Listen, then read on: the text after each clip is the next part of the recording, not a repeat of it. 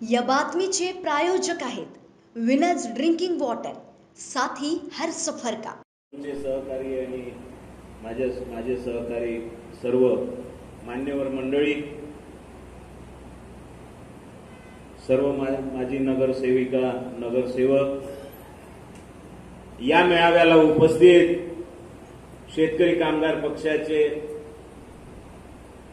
काटोलातील व ग्रामीण भागातून आलेले तसेच गडचिरोलीवरून आलेले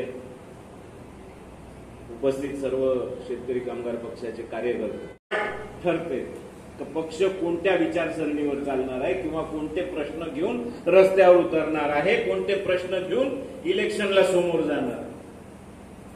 म्हणून येणाऱ्या ऑगस्ट महिन्याच्या 2 व 3 तारखेला पंढरपूर येथे अधिवेशन आहे। धार्मिक लोक तुम्ही आहे, गेलं तर दर्शनाच्या नावाने जाता येते।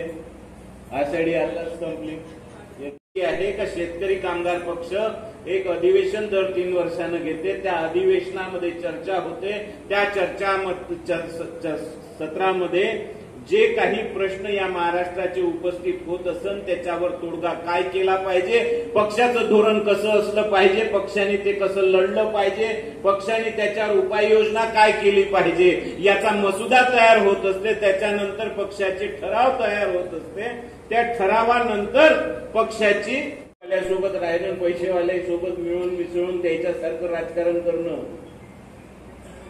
आम्ही निवडून आणतो, नगरसेवक उठून पळते, जिल्हा परिषद मेंबर उठून पळते, येते तिकीट मागायला इथं, कारण जनतेची साथ आमच्या सोबत असते, निवडून इथून जाणार आहे हे माहीत असते, म्हणून मदत आमची घेते। वेळेवर पैशाची संधी साधण्यासाठी किंवा सत्तेची लालच म्हणून इथून उठून पळून जाते।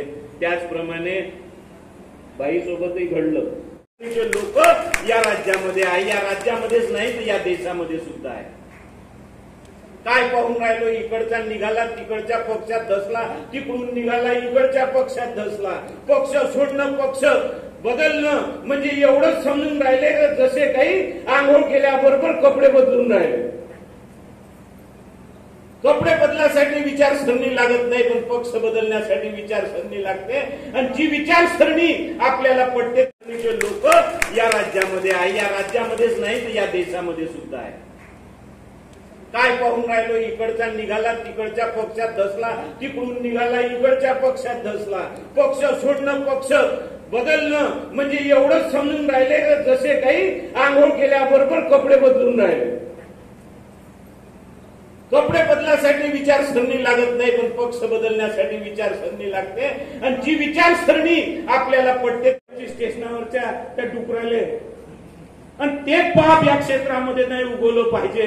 2 नंबरचे धंदे नाही सुरू झाले पाहिजे, अवैध धंदे या क्षेत्रामध्ये नाही झाले पाहिजे, आणि भ्रष्टाचार फोफावला नाही पाहिजे, दाबदपट झाला नाही पाहिजे। म्हणून आपण अनिल देशमुखांचा जो पारंपरिक आपला राजकीय विरोधक आहे, वीरेंद्र बाबू 2 वेळा अनिल देशमुखांच्या विरोधात लढले आणि पडले आहेत। त्या अनिल देशमुखांना आम्हाला प्रत्येक वेळी पाण्यातच पाहिलं आहे। विरोध तयार या क्षेत्रामध्ये करणारा मी, विरोध तयार झाला माझ्यामुळे, पण त्याचा फायदा अनपेक्षितपणे भाजपला झाला आणि त्याचाच पुतण्या निवडून आला। मग अनिल देशमुखाला पाडण्याचं काम कोण केलं? मग आपली शक्ती आहे का नाही आहे? मग जेव्हा पुन्हा महाविकास आघाडी झाली, भाईनं म्हटलं का यावेळी आपल्याला मत नाही दिलं। ते कशामुळे? हे सगळे लागले आहेत पैशाच्या मागे। तुमच्या आमच्या प्रश्नाचं काही देणघेण घेणं नाही।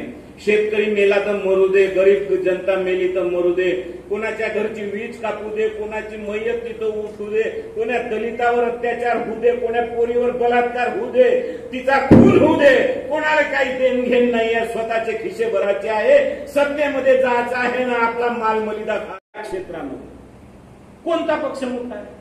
कोणताच तर नाही आहे। किती भेटले होते काँग्रेसचे? इथं 3,000, त्याच्यापेक्षा जास्त मुले होते, 3,000 होते ना। मग कोणता मोठा पक्ष आहे? मोठा पक्ष सगळ्यात मोठा असते तो म्हणजे मतदार, आणि मतदाराला जोपर्यंत स्वतःचे प्रश्न समजत नाही, स्वतःचे प्रश्न सोडवणारा समजत नाही, तोपर्यंत त्याचा पक्ष मोठा होत नसते। तुम्ही आमची